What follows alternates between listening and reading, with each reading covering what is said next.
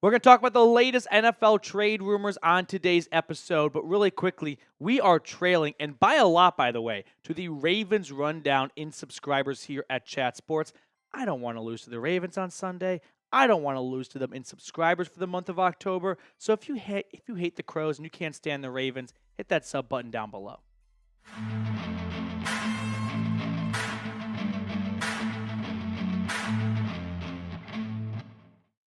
There are a lot of trade rumors out there as we are approaching the NFL trade deadline.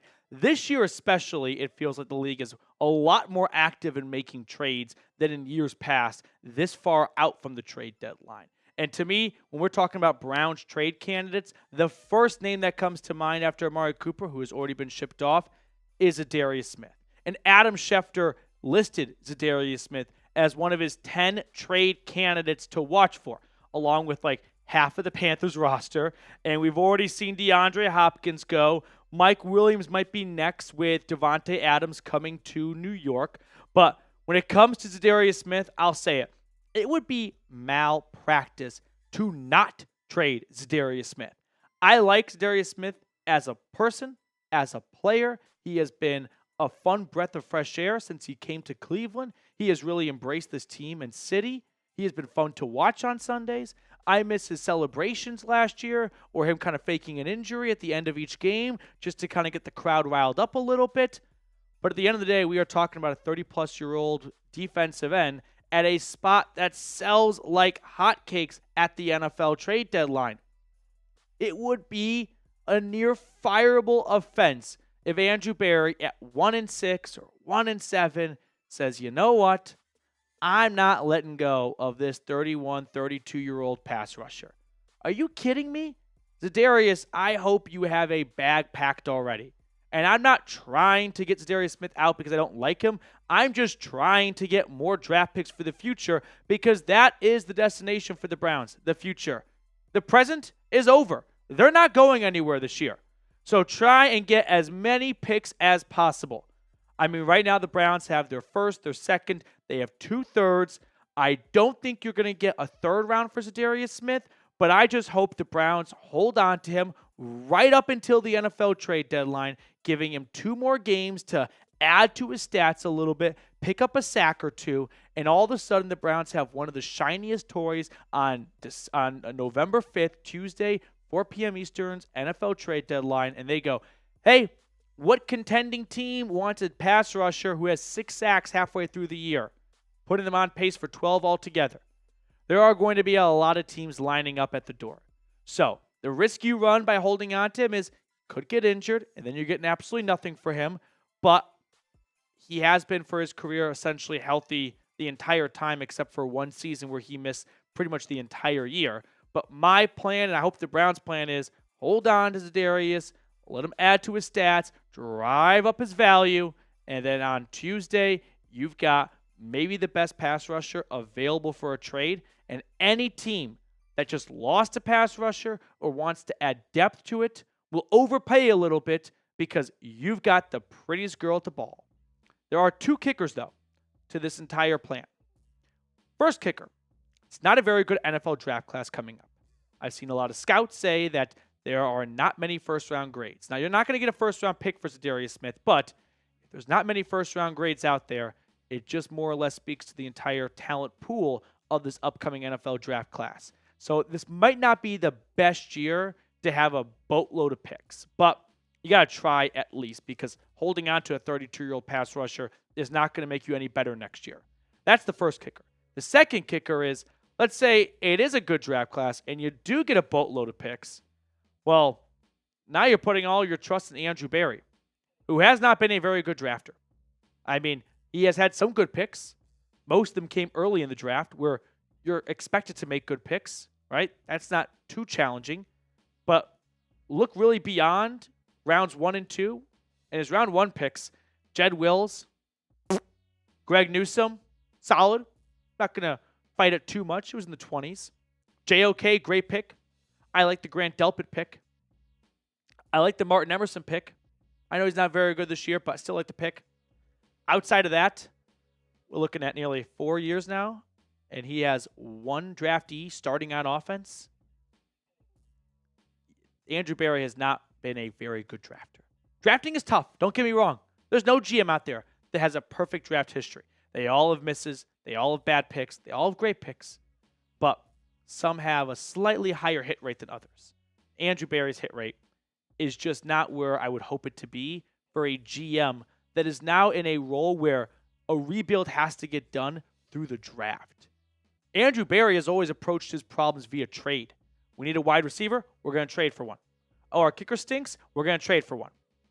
He has never really started to turn things around in the draft.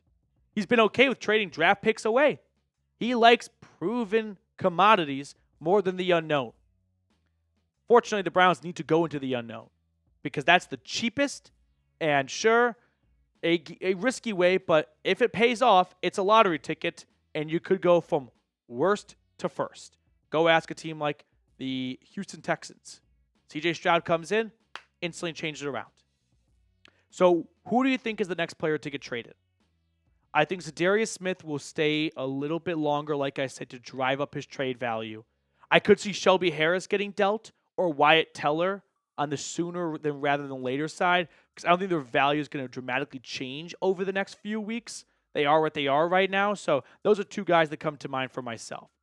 Another player could be Greg Newsome, former first-round pick out of Northwestern, and an ESPN article that did an entire 2024 NFL trade deadline preview for all 32 teams included Greg Newsome as a trade target for the Arizona Cardinals. Now, any team trying to acquire Newsome would also be acquiring his entire $13.3 million fully guaranteed contract for next season. So it's a decent contract a team would be absorbing. But this year, Newsome has not been good. He hasn't been like one of the worst corners in football. Martin Emerson has sadly been worse, but he still has not been very impressive. And if a team out there feels like maybe just a change of scenery for the former first rounder is all he needs, and they can get what they believe is first round talent for a third or fourth round draft pick, then it could be a kind of a win-win for both sides. I would only trade Greg Newsome away if you could get a day 2 draft pick. Like, I'm not rushing to get Newsome out the door to the point where I would take what he's less than what he's worth. If the Browns think he is worth a third round draft pick, they should not settle for a fifth or a fourth. Like, I would just hold on to him and keep what I do believe is still a good player at a really important position in the modern day NFL, cornerback. But if a team gives you an offer you can't refuse, or more than fair, or even just fair, a third round pick at 1-6, you got to explore all options. So only if the Browns can get a day 2 draft pick for Newsome do I think they should trade him. We're going to look at another trade target / candidate in just a moment, but a quick PSA. Over at Fanatics, they have this awesome sale going on where you can get this Browns t-shirt and hat combo 25% off when you use our link, chatsports.com/CLE combo. So if you want to maybe gift yourself this awesome combination of Browns t-shirt and hats, or if you want to gift it to someone else with Christmas around the corner, go to chatsports.com/CLE combo. Now, this same ESPN article also mentioned a trade target for the Browns, and that's Olu, the backup center, the third string center, I guess you could say, for the Seattle Seahawks. Former fifth-round pick has been inactive for 4 games so far this season. He has not played a single offensive snap, so he is clearly just not a part of the Seahawks plan. And if the Browns think, you know what, we can get someone who maybe we internally think is a good player based on our scouting, because every team has scouts in regional areas, and they all get together. They have all these big meetings. You kind of see it every time, every so often in Hard Knocks, and they feel like they can get him for next to nothing, and he could be a potential starter for them in the future. It wouldn't be the first time the Browns have brought in a former Seahawks center to be their new starting center. But I saw ESPN and the Browns beat reporter offer up this idea. I'm passing on it for a few reasons. Reason number one, it's probably not going to cost you anything more than a future 7th rounder, and that's really not going to make or break anything. But I just don't think the time is right for them to be buying players. Also, I do not trust Andy Dickerson to develop this guy who clearly needs to develop.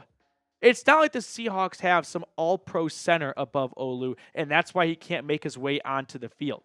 The Seahawks offensive line has been just decimated with injuries, and they continue to look past this player for probably a good reason. But the Browns offensive line coach, Andy Dickerson, is not a person betting on to bring this guy in and coach him up. Like we see other teams, like Bill Belichick was famous for that, right? Oh, they're passing on him. No, he's a good player. He just needs good coaching. Mike Tomlin, the Steelers, love to do that with players. If Bill Callahan was here, okay, I can believe Bill Callahan can make any guy starting worthy in the NFL. Andy Dickerson, with the way this offensive line has played this year, hell no.